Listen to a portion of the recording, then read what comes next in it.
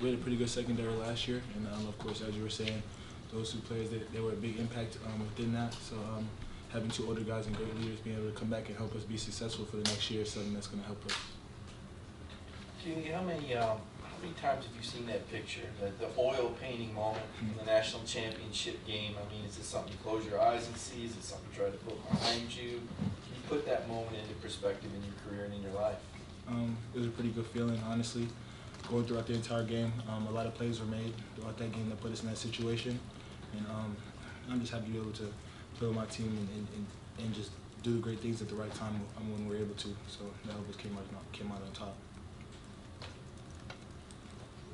Yeah, on that play, Kirby said, well, he didn't think it won the game, but he said it's really important that you don't let that play define your career, that there's a lot of improvement. How have you, I mean, has that been something you guys have talked about, and how have you approached that?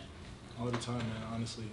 Every single day that I come out here and practice, I feel like this is definitely something I can get better on and off the field as well. So I feel like just having that mindset, honestly, could definitely put me on a different level. But yeah, just putting that thing behind me, honestly, is definitely something that's going to help me grow as well.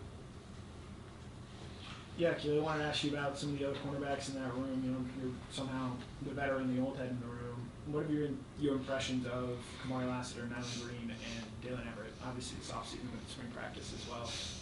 But Kamari Lassiter and Nyland Green, two young, great players. Honestly, great sponges. Learning the defense. It took me a whole year and a half to completely feel comfortable. It's especially playing with Dalen as well. Him being thrown in the fire, I remember how I felt in that situation, just messing up on plays consistently and just having to line back up and put it behind me while Kirby's in your ear as well and all the rest of the coaches. So I feel like just taking things slow and doing what you can to help yourself is definitely something that's going to help them succeed.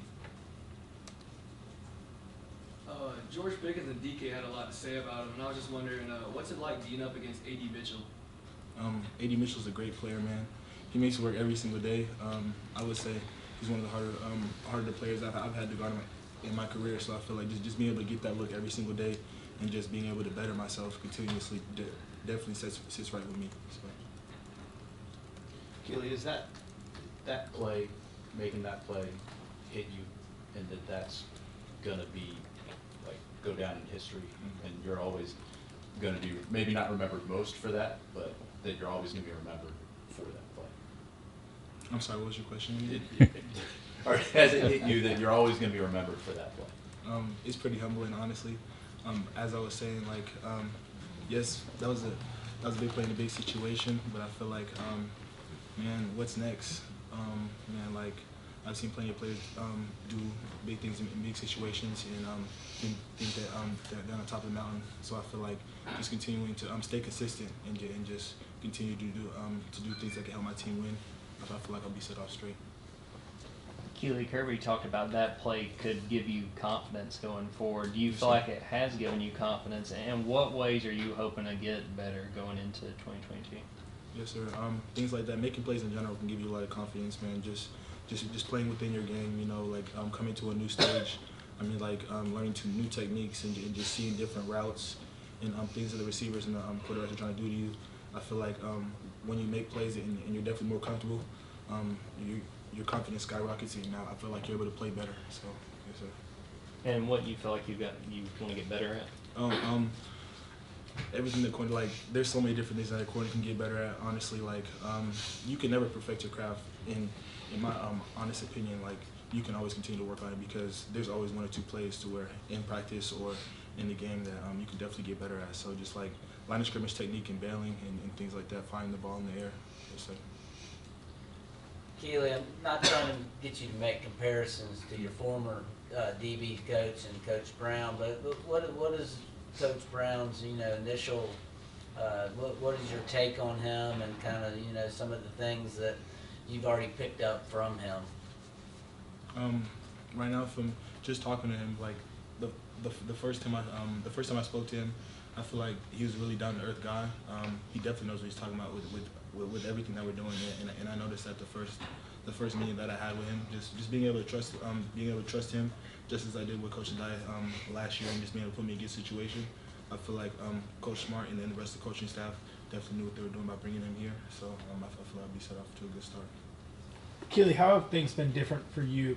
You know, a year ago you were competing for a starting job. This year it seems like you've got one cemented. How are things different for you knowing that, and does that change like your leadership role too?